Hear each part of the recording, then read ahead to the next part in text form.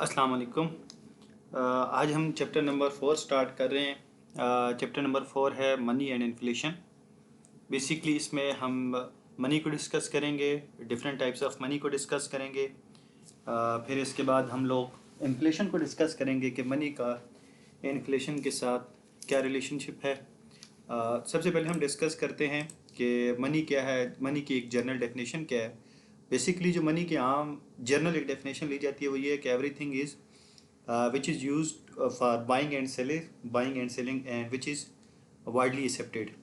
कि हर वो चीज़ जो बाइंग एंड सेलिंग के तौर पे इस्तेमाल होती हो और वो वाइडली एक्सेप्टेड हो तो उसको हम बोलते हैं कि वो मनी कहलाती है। ठीक है, अब ये एक प्रॉपर डेफिनेशन मनी की लिखी हुई है कि money is an object that is generally accepted as a payment for goods and services, यानी कि बाइंग एंड सेलिंग के लिए। और उसको हम क्या बोलते हैं, उसको हम मनी की डेफिनेशन के अंदर लेते हैं। अब पुराने वक्तों के अंदर बार्टर सिस्टम चला करता था। बार्टर सिस्टम के अंदर ये मसला था कि आप यूनिट ऑफ अकाउंट नहीं मेजर कर सकते थे, स्टोर ऑफ वैल्यू नहीं कर सकते थे, ट्रांसफ़र ऑफ जो मनी था। अब एक उस दौर के अंदर जो अगर किसी बंदे की वेल्थ है तो वो जो वीट है वो उसकी वेल्थ है, जो ज़मीनें हैं जो उनके पास जानवर हुआ उनकी वेल्थ थी, तो उसको ट्रांसफ़र करना बड़ा मुश्किल काम था। तो इसलिए ज़रूरत पड़ी कि कोई ऐसी इंट्रोड्यूस कराई जाए ताकि हम पैसे को जो है वो एक जगह से दूसरी जगह ट्रांसफ़र कर सकें। तो इसलिए एक सिस्टम इंट्रोड्यूस कराया गया, किसी एक ऐसी चीज़ की ज़रूरत पड़ी जो कि वाइडली एक्सेप्टेड हो और उसको तमाम जगह पे यूज़ किया जा सके। तो फिर वहाँ पर आहिस्ता आहिस्ता वक्त गुजरने से पहले गोल्ड कॉइन्स का इस्तेमाल किया गया, कॉइन्स आई, फिर गोल्ड कॉइन्स थी, फिर आहिस्ता आहिस्ता आज जो पैसा हमारे पास है इस फार्म तक हम पहुँचे हैं। बार्टर सिस्टम ख़त्म हुआ और बार्टर सिस्टम से हम आज का जो मॉडर्न दौर है इस दौर तक हम पहुँचे। फिर दूसरा है कि मेजर फंक्शंस ऑफ मनी के, मनी का मेजर फंक्शंस क्या होते हैं, मनी का बेसिकली काम क्या होता है।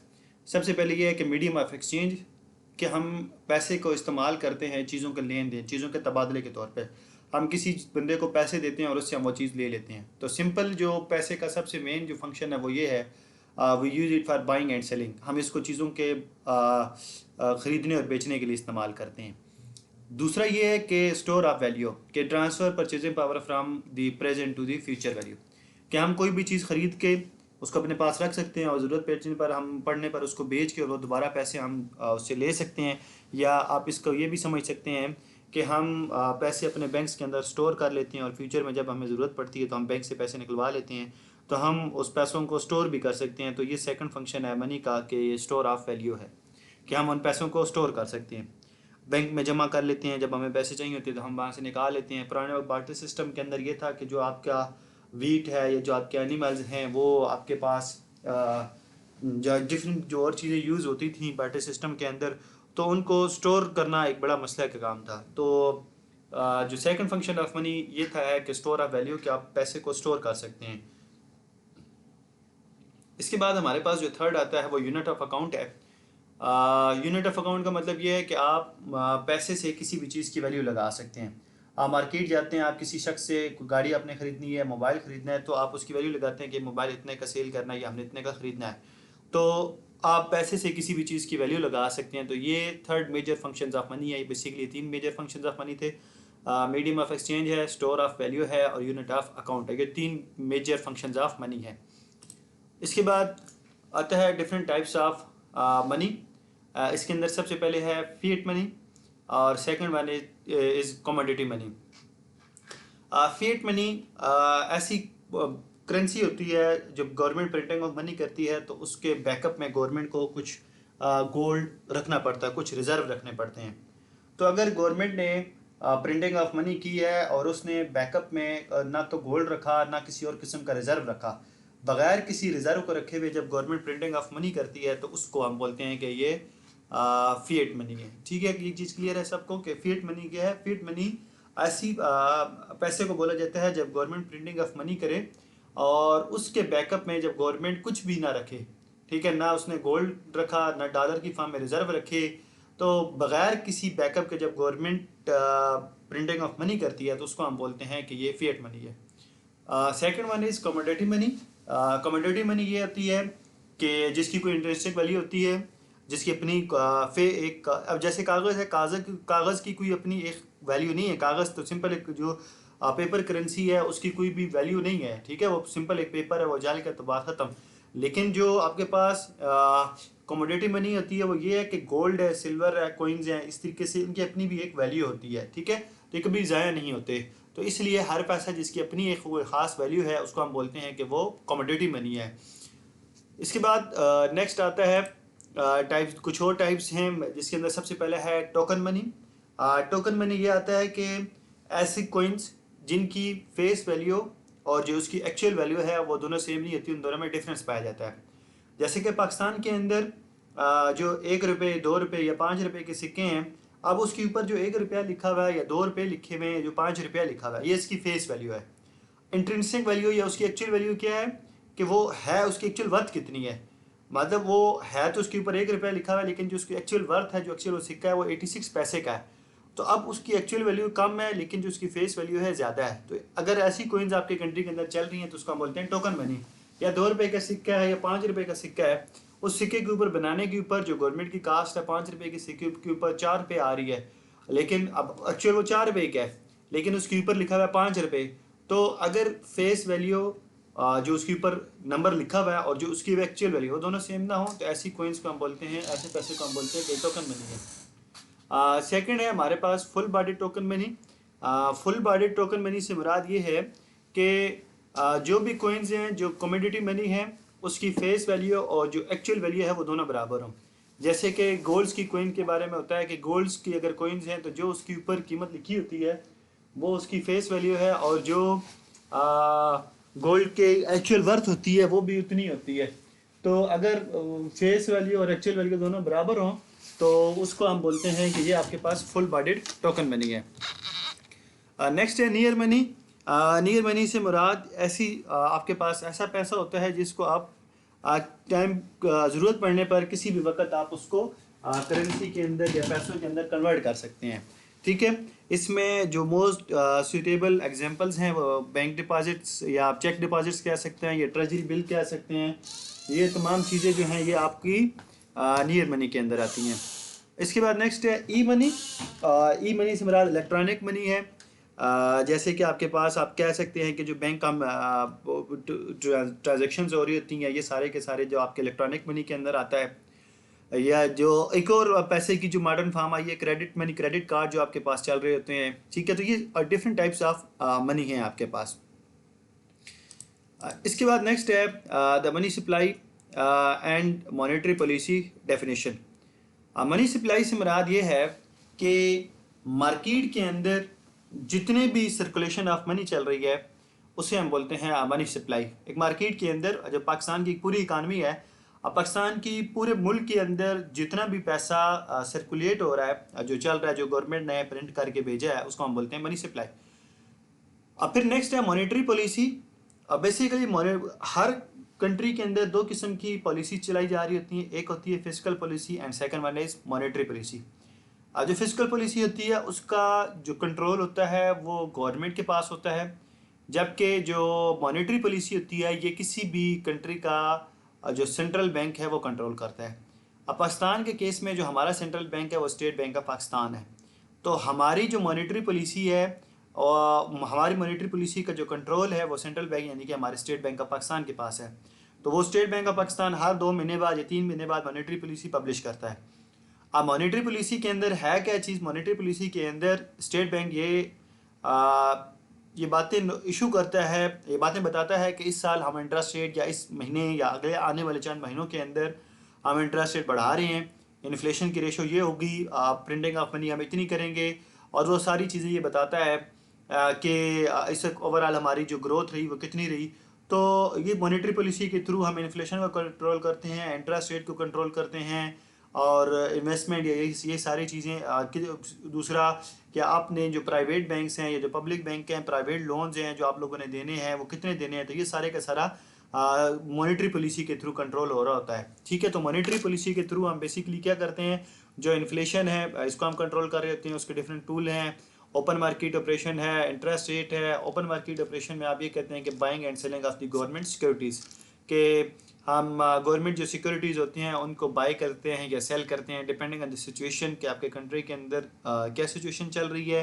इन्फ्लेशन को कंट्रोल करना है, या आपने मनी सप्लाई को बढ़ाना है या मनी सप्लाई को कम करना है, इन सारी चीज़ों को देखते हुए गवर्नमेंट मॉनेटरी पॉलिसी को स्टेट बैंक ऑफ पाकिस्तान जो होता है वो मॉनेटरी पॉलिसी फिर उस हिसाब से सेट करता है। तो बेसिकली मॉनेटरी पॉलिसी का काम क्या है कि वो मनी सप्लाई को कंट्रोल करना, इन्फ्लेशन को कंट्रोल करना, इंटरेस्ट रेट को कंट्रोल करना, इंटरेस्ट रेट बढ़ाना है, कब कम करना है, ये सारी की सारी चीज़ें स्टेट बैंक मॉनेटरी पॉलिसी के अंदर शो कर रहा होता है। ये सारे का सारा और कोई भी बंदा आम पर्सन जो है वो मनी सप्लाई को नहीं छेड़ता, इसलिए जो मनी सप्लाई है वो स्टेट बैंक के इख्तियार में है। तो इसलिए मनी सप्लाई जो हमेशा होती है वो आपके पास फिक्स्ड होती है, कांस्टेंट होती है, क्योंकि सिर्फ उसको सेंट्रल बैंक ही चेंज कर सकता है, आम पर्सन चेंज नहीं कर सकता।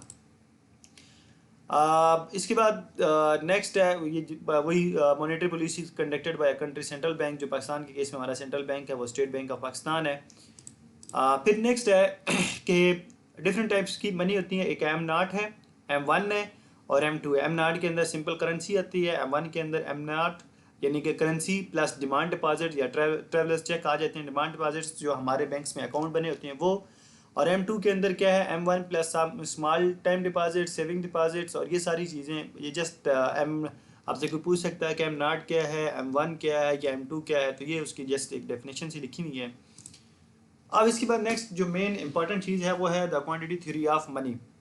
Quantity theory of money basically ये है क्या चीज़, क्वांटिटी थ्योरी ऑफ मनी हमें ये बताती है कि आपके कंट्री के अंदर आप जितनी मनी सप्लाई करेंगे आपके कंट्री के अंदर इन्फ्लेशन भी उतनी ज़्यादा पड़ेगी। बेसिकली ये शो करता है, क्वांटिटी थ्योरी ऑफ मनी ये शो करती है कि there exist a positive relationship between money supply and prices, कि जब आपके कंट्री में मनी सप्लाई बढ़ेगी तो प्राइसेस बढ़ेगी, जब मनी सप्लाई कम हो जाएगी तो प्राइसेस भी कम हो जाएगी। तो बेसिकली ये क्वांटिटी थ्योरी ऑफ मनी आपको ये बता रही है कि मनी सप्लाई में और जो प्राइसेस हैं या इन्फ्लेशन है इसमें positive relationship, direct relationship exist करता है कि अगर आप मनी सप्लाई बढ़ाएंगे तो इन्फ्लेशन बढ़ जाएगी, अगर मनी सप्लाई कम कर देंगे तो इन्फ्लेशन भी कम हो जाएगी।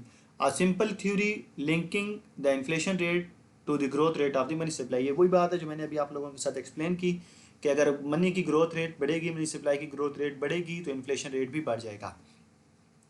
अब ये बेसिकली मेन एक इक्वेशन है क्वांटिटी थ्योरी ऑफ मनी की, M V is equal to P Y. M से मुराद मनी सप्लाई है, वी से मुराद वेलोसिटी है, पी से मुराद प्राइसेस है और वाई से मुराद आउटपुट है। अब वी ये यहाँ पर जिन्होंने लिखा है कि being with the concept of velocity, basically velocity क्या है, वेलोसिटी ये होती है कि turn over rate of the money. Velocity क्या है, turn over rate of the money, कि 1 रुपया एक दिन के अंदर कितने हाथों में सर्कुलेट होता है, कितने हाथों में रोटेट होता है, ठीक है, इसको बोलते हैं वेलोसिटी ऑफ द मनी। कि 1 रुपया जो है वो 1 रुपया एक दिन में कितने हाथों में रोटेट हुआ, इसको बोलते हैं वेलोसिटी ऑफ द मनी, ठीक है। तो ये वेलोसिटी वो नहीं जो आप लोगों ने फिजिक्स में पढ़ी थी, ये वेलोसिटी यहाँ पर जो इकोनॉमिक्स के अंदर ये वेलोसिटी है, इस वेलोसिटी का क्या मतलब है, turn over rate of the money, के आपके कंट्री के अंदर 1 रुपया जो है वो एक दिन में कितने हाथों के अंदर रोटेट हो रहा है, इसको हम बोलते हैं वेलोसिटी ऑफ द मनी या ट्रांजैक्शन ऑफ द मनी, कि कितने स्पीड से पैसे की ट्रांजैक्शन हो रही है। जब हम पैसे की ट्रांजैक्शन को कंट्रोल चेक कर रहे होते हैं, उसको मेजर कर रहे हैं, तो आप ये समझ लें कि पैसे की ट्रांजैक्शन की स्पीड को मेजर करने के लिए जो एक चीज़ यूज़ होती है वो उसको हम बोलते हैं वेलोसिटी। और वो वेलोसिटी हमें बताती है कि आपके जो मनी सप्लाई या जो पैसे की ट्रांजैक्शन है वो वेलोसिटी के थ्रू आप मेजर कर रहे होते हैं, ठीक हो गया। अब इसके बाद नेक्स्ट है, ये वेलोसिटी की डेफिनेशन लिखी हुई है कि basic concept the rate at which money circulate, कि किस रेट के ऊपर आपके कंट्री के अंदर जो मनी है वो सर्कुलेट कर रही होती है। The number of time the average dollar bill changes hand in a given time period, ठीक है। यहाँ पर चूँकि फॉरेन आतर ने बुक लिखी हुई है तो उन्होंने डॉलर की एग्जांपल ली कि एक दिन के अंदर $1 कितने हाथों में रोटेट होता है, कितनी दफ़ा वो सर्कुलेट होता है, इसको हम बोलते हैं वेलोसिटी ऑफ द मनी। यहाँ पर आप ये सिंपल एक एग्जांपल देखें कि अगर है कि 2007 के अंदर $500 बिलियन की ट्रांजैक्शन हुई, जबकि जो टोटल मनी सप्लाई थी वो $100 बिलियन थी, ठीक है। $100 बिलियन है तो ट्रांजैक्शन कैसी होगी 500 बिलियन की। अब ये कैसे हुआ कि जो 100 रुपया मेरे पास था मैंने शॉपकीपर को दिया, वो शॉपकीपर ने 100 रुपया, वो एक ट्रांजैक्शन होगी 100 रुपये की, शॉपकीपर ने वो 100 रुपया आगे होलसेल डीलर को दिया, वो 100 रुपये की को ट्रांजैक्शन होगी 200 हो गए। उस होलसेल डीलर ने आगे जहाँ से वो माल परचेज करते हैं उसने उसको दिया, फिर वो एक ट्रांजैक्शन काउंट होगी तो 300 रुपया, तो बेसिकली था 100 रुपया, लेकिन उससे ट्रांजैक्शन मल्टीपल टाइम होती चली जा रही है। तो जितनी मल्टीपल टाइम ट्रांजैक्शन होती जा रही है इतनी ही आपकी वेलोसिटी बढ़ती चली जा रही है। तो यहाँ से अगर आप देखें कि तो उन्होंने वेलोसिटी कैसे कैलकुलेट की, ये आपके पास टोटल मनी सप्लाई कितनी है $100 बिलियन और टोटल ट्रांजैक्शन कितनी हुई है $500 बिलियन की। तो अगर आप टोटल ट्रांजैक्शन को डिवाइड कर दें मनी सप्लाई से तो आपके पास वेलोसिटी आ जाती है। $500 बिलियन की ट्रांजैक्शन थी, $100 की आपके पास मनी सप्लाई थी, तो 500 डिवाइडेड बाय 100 आपके पास कितना आ जाता है 5, ये आपके पास वेलोसिटी निकल आई। कि आप टोटल नंबर ऑफ ट्रांजैक्शंस को डिवाइड कर दें टोटल मनी सप्लाई के साथ तो आपके पास वेलोसिटी आ जाएगी कि कितनी तेज़ी से आपके कंट्री के अंदर पैसा सर्कुलेट हो रहा होता है, पैसे की ट्रांजैक्शन हो रही होती है। यहाँ पर ये इन्होंने वो सिंपल फार्मूला लिखा V = T/M। T से मुराद ट्रांजैक्शन ऑफ मनी और M से मुराद है मनी सप्लाई की। कितनी ट्रांजैक्शन हुई डिवाइडेड बाय मनी सप्लाई तो आपके पास आ जाएगा V यानी कि वेलोसिटी। ये फिर इन्हीं नीचे चीज़ों को एक्सप्लेन किया गया है। अच्छा, अब इसके बाद ये वो जो मेन शुरू के अंदर हम लोगों ने इक्वेशन डिस्कस की थी MV = PY। तो इन्होंने सिंपल क्या किया कि V को एक साइड पे रखा और ये M जो V के साथ इधर था इसके साथ मल्टीप्लाई हो रहा था तो इधर आकर डिवाइड हो गया। यहाँ पर सिंपल उन्होंने इस चीज़ को बताया। V से आपको पता है, हम पढ़ चुके हैं, वेलोसिटी है। P आपके पास प्राइस ऑफ आउटपुट है, या आप इसको GDP डिफ्लेटर बोलेंगे। इन्फ्लेशन आपको पता है कि हम जब नॉमिनल GDP और रियल GDP को हम वहाँ पे डिस्कस कर रहे थे तो वहाँ पर GDP डिफ्लेटर हम लोगों ने पढ़ा था। और ये Y है क्वांटिटी ऑफ आउटपुट। ये जो Y है यहाँ पर क्वांटिटी ऑफ आउटपुट को शो कर रहा है। या रियल GDP आपको पता है वो हमारी जो आउटपुट यानी कि हमारी इनकम को शो कर रही होती है। और इसी तरीके से अगर आप इस P और Y को मल्टीप्लाई कर देते हैं तो ये अगर आप प्राइसेस के साथ मल्टीप्लाई कर दें तो ये आपके पास नॉमिनल GDP में कन्वर्ट हो जाएगा रियल GDP से। अच्छा, अब फिर ये वही चीज़ जैसे कि क्वांटिटी ऑफ इक्वेशन हम शुरू से पढ़ते आ रहे हैं, जब हमारा चैप्टर स्टार्ट हुआ था ये वाला MV = PY के मनी सप्लाई, ये मनी सप्लाई, ये वेलोसिटी, ये प्राइसेस, ये GDP डिफ्लेटर और ये आपके पास क्या चीज़ें हैं, ये आउटपुट है। अब हमने मनी सप्लाई की बात की, अब हम बात करते हैं मनी डिमांड की। अब मनी सप्लाई में हमने पढ़ा कि मनी सप्लाई जो है वो फिक्स्ड होगी, वो कांस्टेंट रहेगी। वो क्यों फिक्स्ड रहेगी, वो क्यों कांस्टेंट रहेगी? क्योंकि उसको state bank of Pakistan control कर रहा होता है। इसलिए जो मनी सप्लाई होती है for the time being, for the time period, वो हमेशा आपके पास जो होती है वो कांस्टेंट रहती है। अब यहाँ पर ये M/P यानी कि रियल मनी बैलेंसेस या रियल मनी डिमांड हम इसको बोलते हैं। जो ये आपके पास है ये फंक्शन होता है हमेशा रियल, जो आपके पास मनी डिमांड होती है वो फंक्शन होती है इनकम का। कि आपके पास जितनी इनकम ज़्यादा होती है आपकी जो मनी डिमांड है वो भी उतनी ही ज़्यादा होती चली जाती है। ठीक है, मनी डिमांड जितनी बढ़ेगी, जब जितनी आपकी इनकम बढ़ेगी उतनी ही आपकी इनकम बढ़ती चली जाएगी। और यहाँ पर ये जो के है, ये के आपको ये शो कर रहा है कि आप अपनी इनकम के बढ़ने के साथ अपनी इनकम में से कितना पोर्शन आप अपने हाथों में बाय हैंड आप अपने पास जेबों के अंदर आप को रखना चाहते हैं। क्योंकि हमारी जितनी भी इनकम होती है उसका कुछ पोर्शन हम अपनी डेली बाइंग एंड सेलिंग के लिए रख लेते हैं, बाकी हम पैसा बैंक के अंदर डिपॉजिट करवा देते हैं।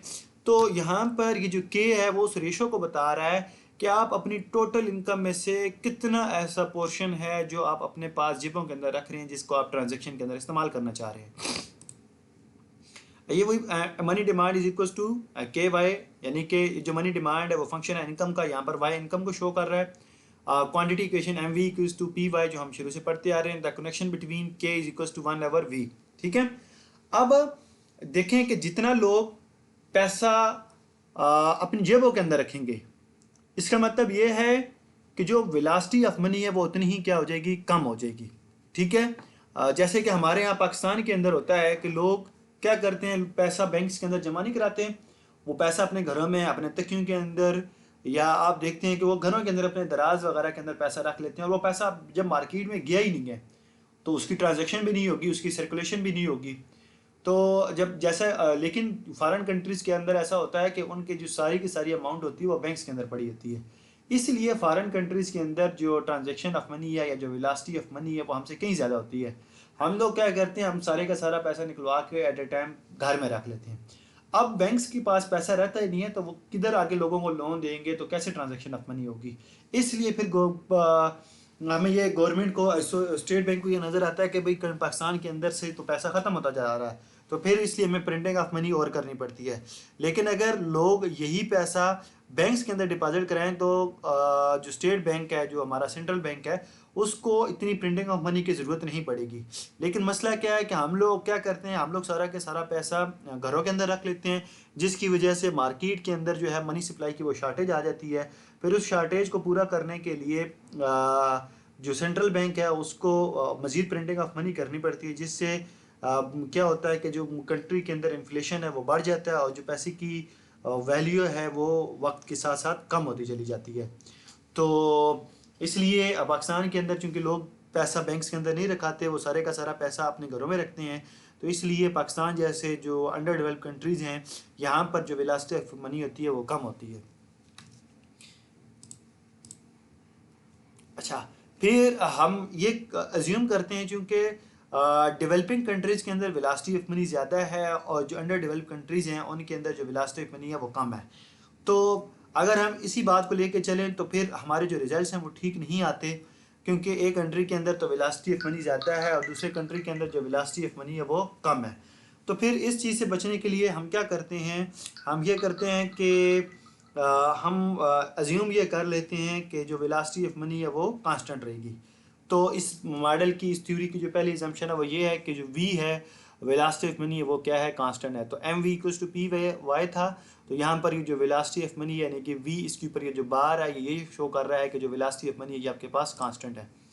अब उसके बाद ये कि mv, वही इक्वेशन दोबारा से, how the price level is determined with v constant, the money supply GDP determined nominal GDP, real GDP determined by the economy supply। जो आपके पास ये हम चैप्टर नंबर 3 में हम डिस्कस कर चुके हैं। जो प्रोडक्शन फंक्शन होता है वो आपकी सप्लाई को शो कर रहा होता है, supply side of the economy को शो कर रहा होता है, आपकी टोटल प्रोडक्शन शो कर रहा होता है। हमने पढ़ा था कि y equals to function of K and L, production function के यानी कि कैपिटल और लेबर के ऊपर डिपेंड कर रहा होता है। ये लिखा हुआ भी है यहाँ पर, ये देखें चैप्टर नंबर 3 की ये सारी चीज़ें हम चैप्टर नंबर 3 के अंदर डिस्कस कर चुके हैं। और नॉमिनल जीडीपी, सॉरी, जो जीडीपी डिफ्लेटर है वो nominal GDP divided by real GDP होता है, ये भी हम चैप्टर नंबर 3 के अंदर ये सारी चीज़ें वहाँ पे पढ़ के आ चुके हैं। अब वहाँ पर चैप्टर नंबर 2 के अंदर हम लोगों ने एक चीज़ और भी पढ़ी थी कि जब दो चीज़ें आपस में मल्टीप्लाई हो रही होती हैं तो हम उनको ऐड कर सकते हैं, ये रूल हमने वहाँ पे पढ़ा था। और जब दो चीज़ें आपस में डिवाइड हो रही हों तो उनको आपस में माइनस कर देते हैं, ठीक है। तो इसी तरीके से अब यहाँ पर M V equals to P Y था, तो इसका मतलब ये है कि ये दोनों चीज़ें आपस में प्लस हो जाएंगी, क्योंकि हमने उनकी ग्रोथ ले ली है। अब दो चीज़ें जब ग्रोथ फॉर्म में और आपस में मल्टीप्लाई हो रहे हैं तो उनको प्लस करेंगे, इसलिए हमने दोनों साइडों पर ये ग्रोथ ली और उनको अपने ही ये देखें change in M, change in M का क्या मतलब है, current money supply minus previous money supply divided by current money supply. Current velocity minus previous velocity आपके पास चेंज आ जाएगा divided by velocity. Change in P, or P यानी कि current price minus previous price divided by price. इसी तरीके से ये चेंज इन वाई क्या है, current income minus previous income. तो चेंज हमेशा ऐसे आता है कि इस वक्त सिचुएशन क्या है, इस वक्त आपकी इनकम क्या है और पिछले साल आपकी इनकम कितनी थी, तो आपके पास चेंज आ जाएगा। लेट्स सपोज इस साल मैं कहता हूँ आपकी इनकम 50,000 रुपया है, पिछले साल आपकी इनकम 40,000 रुपया थी। तो मैं आपसे ये पूछता हूँ कि आपके पास जो इनकम में चेंज है वो कितने का आया। तो आप क्या करेंगे, जो आपकी अभी सैलरी है 50,000, पिछले साल कितनी थी 40,000, तो 50,000 माइनस 40,000 करेंगे तो आपके पास चेंज आ जाएगा, ठीक है। फिर इस अभी हमने ऊपर डिस्कस किया था जो वेलोसिटी ऑफ मनी है वो क्या है, वो कांस्टेंट है।